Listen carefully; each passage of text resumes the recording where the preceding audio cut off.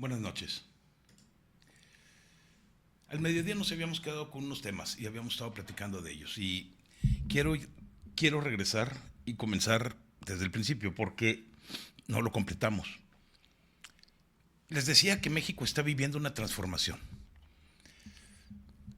Pero hay una pregunta que nos tenemos que hacer. O sea, una transformación ¿hacia dónde?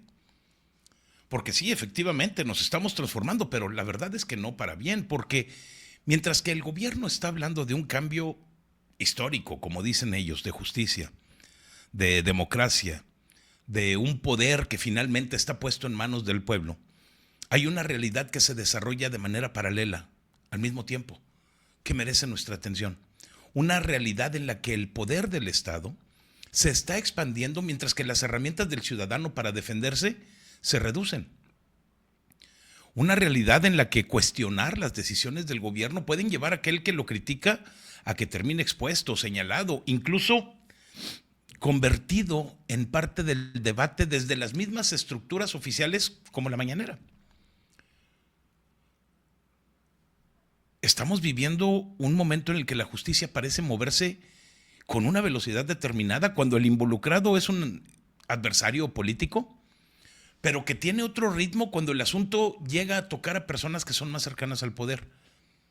Y entonces es donde viene una pregunta que es todavía más importante. ¿Estamos viendo simplemente una serie de malas decisiones tomadas por las personas que están en Palacio Nacional, en el gobierno? ¿O estamos enfrentando algo que es mucho más estructurado? Porque ese es el punto que quiero realmente discutir el día de hoy. Y hoy vamos a poner sobre la mesa tres fenómenos que, les decía, analizados de manera individual, se pueden explicar como errores, de que hubo una falta de juicio, como excesos de una persona, de personas imberbes, idiotas, o decisiones políticas que están equivocadas, motivadas por alguna causa que no llegamos a comprender. Pero si las observamos juntas, si comenzamos a ver todo esto al mismo tiempo, la verdad es que estamos viviendo algo sumamente inquietante. La primera de las acciones es la relación cada vez más desigual entre un ciudadano y un Estado que está acumulando nuevas capacidades.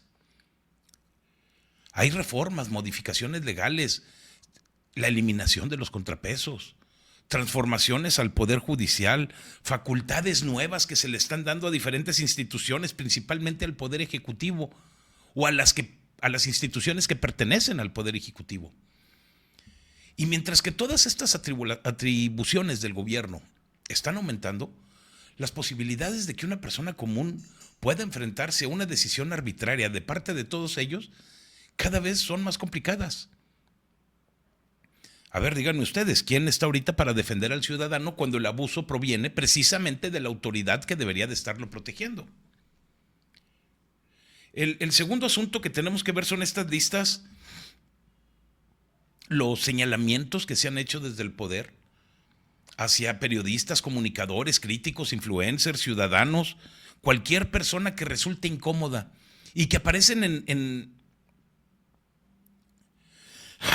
que aparecen identificados, sus nombres son sacados, exhibidos en la mañanera, un espacio que debería ser institucional y para todos los mexicanos. Y tenemos que entender que hay una diferencia enorme. Una cosa es que el gobierno responda públicamente a una crítica y otra completamente diferente, que esté utilizando la fuerza desde su posición para exhibir, señalar a cualquiera que se atreva a cuestionarlo. Porque eso produce un efecto que es mucho más complicado, más profundo que una censura tradicional de la que conocemos, donde te callan antes de hablar. Porque eso puede producir temor, miedo. Temor a hablar, a publicar, a cuestionar, a equivocarte. Sobre todo a convertirte en el próximo nombre que aparezca en una lista de esas. Y esto nos trae el tercer elemento. Una justicia que se aplica de manera selectiva junto con el deterioro de la vida pública del país. Porque mientras hay determinados expedientes que avanzan con mucha rapidez, hay otros que terminan atrapados durante años en la burocracia, en los procedimientos, las instituciones. Y mientras tanto el discurso oficial insiste en presentar a México como un país que está atravesando una nueva etapa de bienestar y de prosperidad, una prosperidad que queremos compartir con otros países. ¿Pero cuál prosperidad? Díganme ustedes qué prosperidad estamos viendo, por dónde. Yo lo que veo cada vez más en las calles, y no nada más de Monclova, sino en todo el país, son personas que tienen que salir a pedir dinero porque no tienen un trabajo, y si lo tienen no completan con su trabajo, tienen que conseguir dos, pero ya no hay dos. Hay millones de mexicanos que siguen enfrentando la inseguridad todos los días, la falta de oportunidad, de servicios públicos que son sumamente deficientes o que definitivamente no llegan. Y es con esa realidad con la que el gobierno responde una y otra vez, con discursos, con propaganda, con anuncios, con un espectáculo político. Y por eso el día de hoy les quiero plantear una pregunta que les hacía desde el mediodía, que quizás resulte bastante incómoda para muchos, pero hay otros que conocemos la respuesta. A ver, díganme ustedes, ¿la cuarta transformación realmente está transformando a México o está transformando nada más la relación que existe entre un ciudadano y el poder?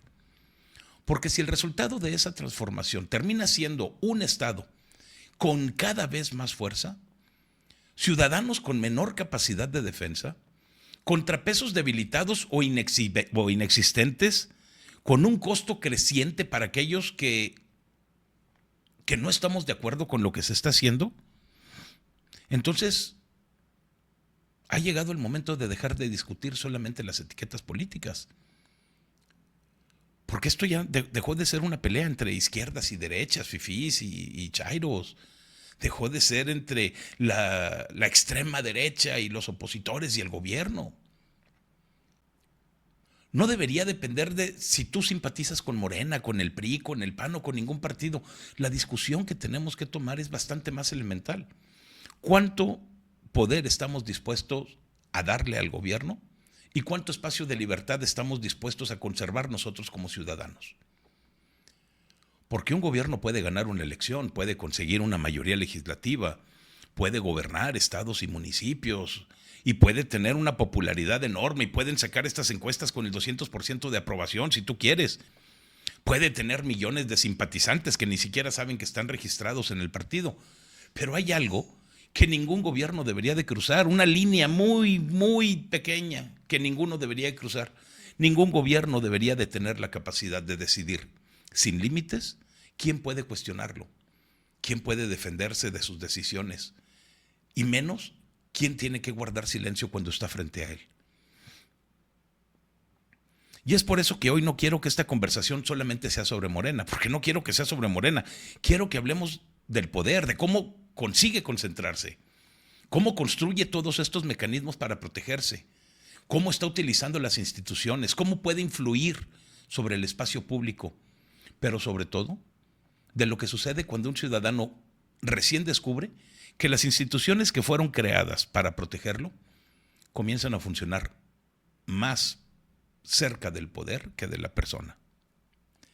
Porque una democracia no se puede medir únicamente por las elecciones, ni cuántas, ni cómo fueron, ni los resultados. Tampoco se puede medir por la cantidad de votos que obtiene un gobierno. Una democracia se pone realmente a prueba cuando el ciudadano tiene el valor de decirle que no al gobierno. Pero entonces, ¿qué ocurre? Puede reclamar, puede acudir ante un juez, puede denunciar, criticar, organizarse, publicar en redes sociales, defenderse, o tiene que descubrir que enfrentarse al poder tiene un precio demasiado alto. Uno que no esté dispuesto a pagar. Porque la relación de los ciudadanos con el gobierno siempre es de disposición. La disposición que tengamos de hacer valer nuestros derechos. Y esa es la conversación que hoy quiero tener con ustedes.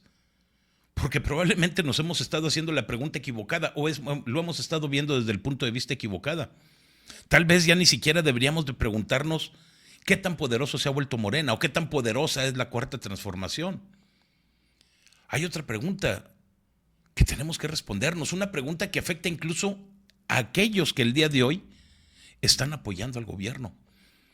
Porque los gobiernos cambian, los presidentes cambian, los partidos cambian, las mayorías cambian. Lo que se quedan son las instituciones y las facultades que hoy se le están entregando al Estado y que pueden permanecer durante muchos años.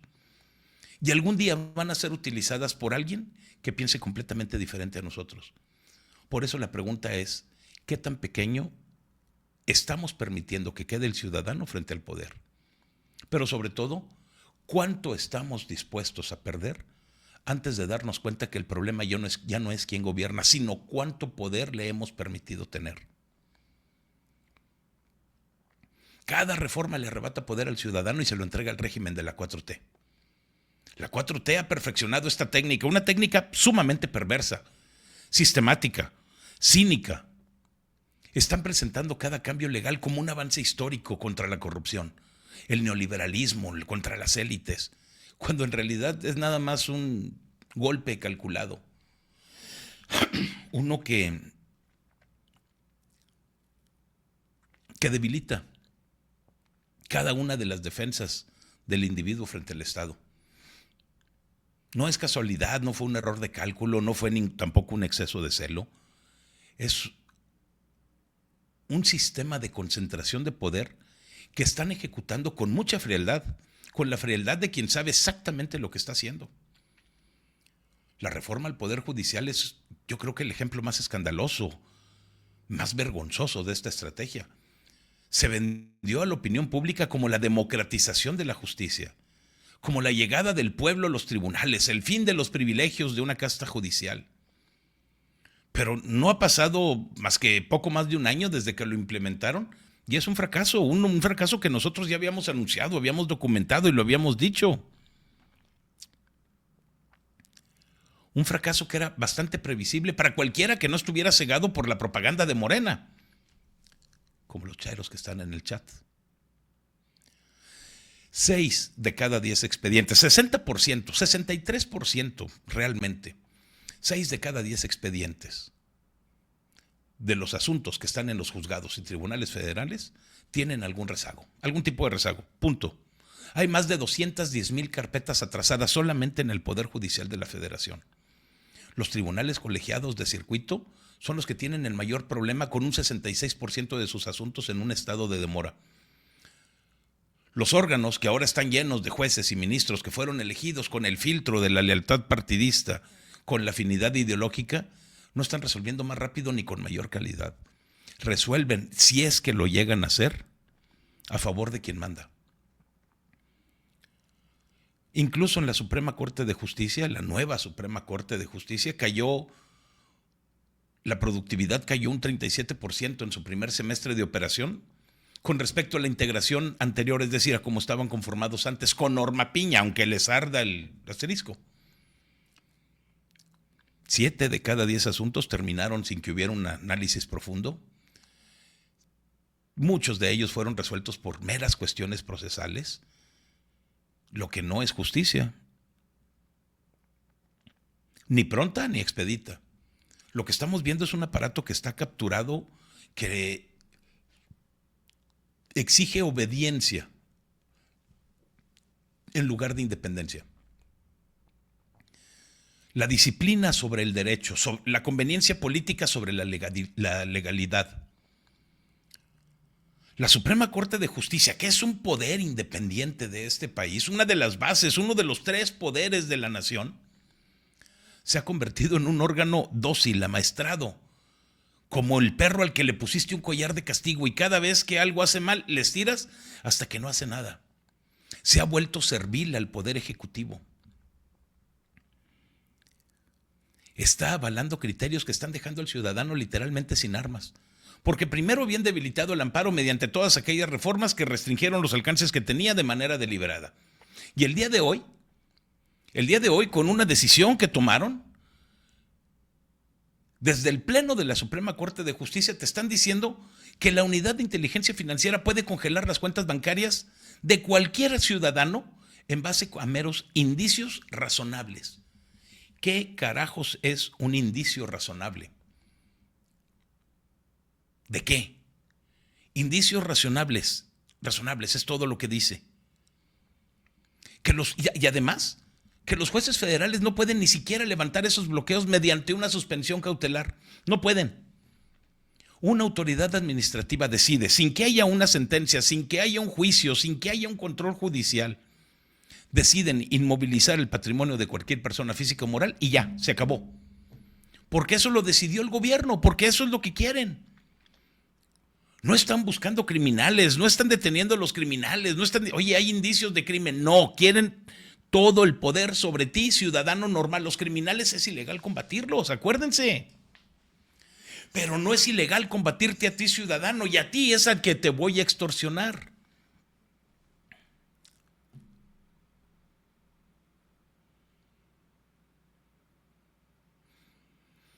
Cualquier persona física o moral, es decir, una persona X y una empresa, pueden ver congeladas sus cuentas del banco si lo decide un funcionario público en un escritorio en la Ciudad de México y no hay nada que puedas hacer al respecto. Vas a pasar años en un juicio tratando de que te regresen tu dinero.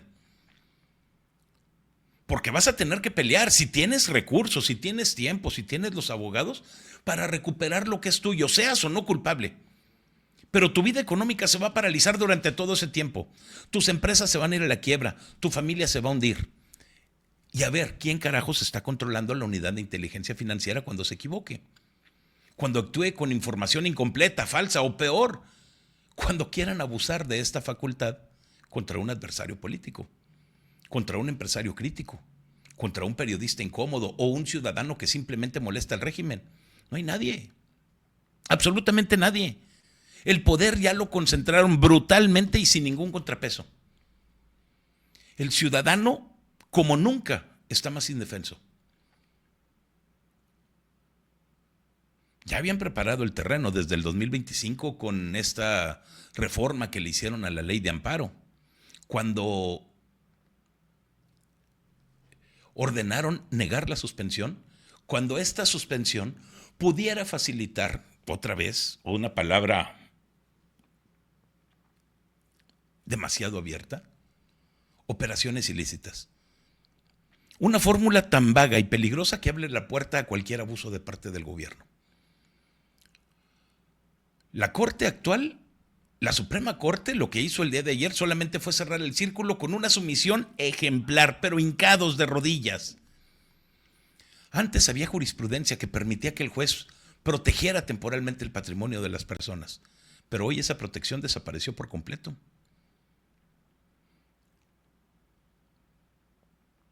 El mensaje que están enviando desde el gobierno es: el Estado congela primero tus cuentas y revisa después, si es que llega a revisar.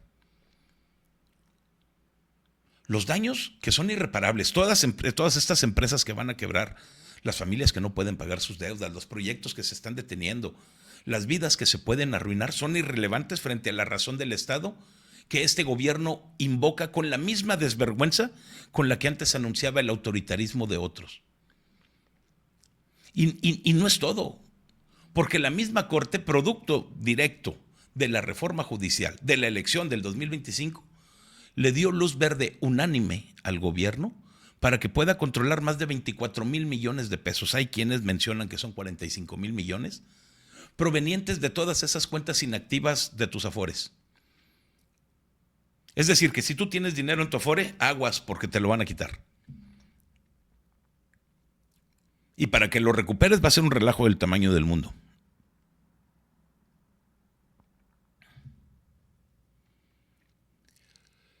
Claro que utilizaron otra vez estos eufemismos para ponerle nombre a esto. Ya no es quitarle el dinero a la persona. No, ahora dicen que es un cambio de administrador.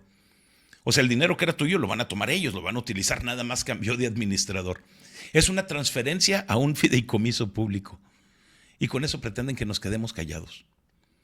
Lo que es en realidad una confiscación que está disfrazado de una política social que les sirve a ellos para seguir comprando sus votos.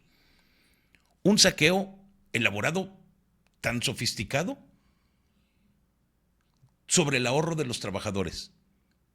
El dinero del retiro de cientos de miles de personas que se ha acumulado después de décadas de esfuerzo, de disciplina, ahora pasa al Fondo de Pensiones para el Bienestar.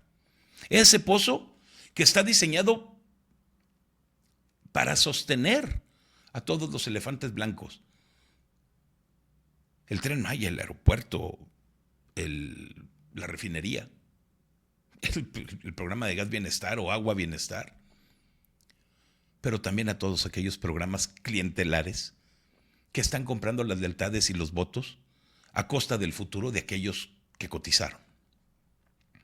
Porque si tú llegas a tu Afore y le dices, oigan, ahí está mi dinero, ahí está el dinero de mi ahorro, y no lo quiero tocar ahorita porque no lo necesito, es una cuenta de banco, a final de cuentas es una cuenta de banco, es tu dinero, y si tú mueres tú dices, yo quiero que este dinero pase a mis hijos, a mi esposa. Pero si tú dices, oye, pues ya no lo necesito, no lo quiero tocar, hay que se quede. El gobierno dice, no, si tú no lo vas a usar, yo sí, y te lo quitan.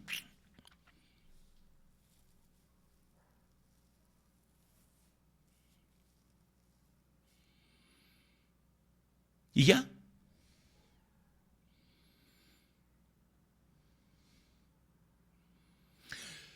Primero destruyeron los fideicomisos. Todos aquellos fideicomisos autónomos con el pretexto de una austeridad republicana, y ahora están metiendo mano directamente en los ahorros privados de los trabajadores con la complicidad de la Corte que se está prestando este jueguito. Dice la Corte, porque dice la Corte que no hay privación de la propiedad, porque tienes derecho a reclamar y que ese derecho es imprescriptible, es decir, que nunca se va a acabar. Que solamente cambia el administrador, es decir, que ese dinero pasa de las Afores al Banco de México como fiduciario. Pero la realidad que vemos es que cualquiera que tenga un mínimo de honestidad intelectual te va a decir que el Estado está concentrando y administrando a su conveniencia recursos que no estaban a su alcance, pero que ahora ya se los pusieron así, ténganlos para que los usen. Y justo cuando empiezan las elecciones.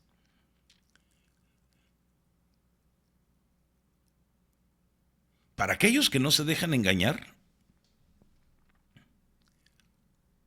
la lógica de todo esto es muy transparente. Lo que está ocurriendo con la Cuarta Transformación es que es incapaz de generar riqueza, no hay ningún crecimiento.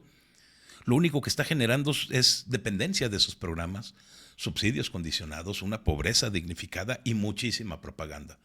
Por eso necesita todo este dinero fresco, de donde sea, incluso del bolsillo de los trabajadores que confiaron en un sistema de ahorro privado, que por cierto es obligado durante tu vida laboral, pero ahora le están quitando el dinero. Y cada canija reforma que hacen desde este gobierno va exactamente en la misma dirección. Siempre hay menos contrapesos institucionales, menos derechos procesales, más discrecionalidad para el poder ejecutivo y cualquiera de sus dependencias. Y si queremos analizar todo completo, entonces nos vamos a dar cuenta que la neblina que ponen alrededor de toda la administración para que no podamos ver lo que está sucediendo, toda la opacidad con la que se manejan, nos permiten ver el cuadro entero de manera sumamente vergonzosa. Se llenan la boca hablando de transparencia, de un gobierno del pueblo, de que están combatiendo la corrupción. Pero en la realidad lo vemos. Cada día que pasa, su discurso es desmentido. En esta última ocasión, por la declaración patrimonial de algunos altos funcionarios, como Rocío Nale, que fue clasificada como confidencial por las contralorías que son amigas, aliadas y cómplices de ellos. Por un lado, están exigiendo a los ciudadanos y a la oposición que haya una rendición de cuentas total y pública, pero el régimen se está protegiendo a sí mismo con secretos de Estado, con una doble moral. ¿Por qué digo de Rocío Nale? Porque trascendió que Rocío Nale, las declaraciones de esta mujer dejaron de ser públicas. Ya no puedes ver qué propiedades tienen, ni qué tienen, ni cuánto tienen, ni dónde lo tienen. Y esto se vuelve muy relevante porque 2 años antes, 3 años antes de que llegara a ser secretaria de Energía, la mujer tenía una casa que debía y estaba pidiendo trabajo, buscando trabajo dentro de la Cuarta Transformación, con los amigos de la Cuarta Transformación, para conseguirle empleo a su marido, una persona que ya estaba pensionada, porque no les alcanzaba el dinero para nada de lo que querían hacer. Y ahora la señora tiene varias propiedades, tiene cuentas de bancos por varios miles de millones de pesos y pues no quieren que nos enteremos, porque así estaba su declaración del año pasado, pero la de este año ya no. Esta ya no la podemos ver.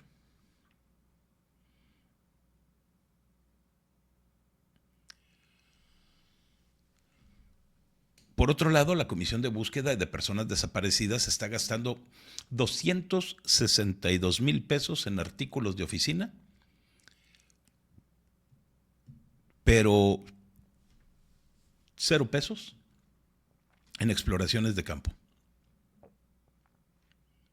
Nada. No vamos a hacer, o sea, vamos a buscar personas, no, ¿para qué? Oye, vamos a un vehículo para ir a... No hay presupuesto. Oye, vamos a poner una oficina, ¿dónde hay más fosas? No hay presupuesto. Pero sí hay 262,000 pesos para artículos de oficina. Lo único que quieren hacer, y queda clarísimo, es controlar una narrativa en los medios, controlar el flujo del dinero, pero no quieren resolver los problemas reales de la gente que está buscando a sus familiares o que está esperando justicia. El Poder Judicial nuevo, así entre comillas, no es independiente ni es democrático, es nada más un brazo extendido del partido que está en el poder. Un instrumento de control político que se ha disfrazado de justicia popular. Cada carajo ajuste legal que quita una protección al ciudadano, el amparo, la suspensión cautelar, el control judicial real sobre los actos administrativos, la autonomía para poder hacer tus ahorros para el retiro sin que tengas problemas, y se la entrega intacta al poder. Eso es lo que están haciendo. Y el resultado que tenemos es un país en donde el Estado te puede congelar tu cuenta bancaria de un día para otro, tomar los ahorros de tu retiro con el pretexto del bienestar colectivo y dejarte sin ninguna defensa jurídica que sea efectiva mientras está resolviendo un proceso que puede durar años. Y eso no es transformación.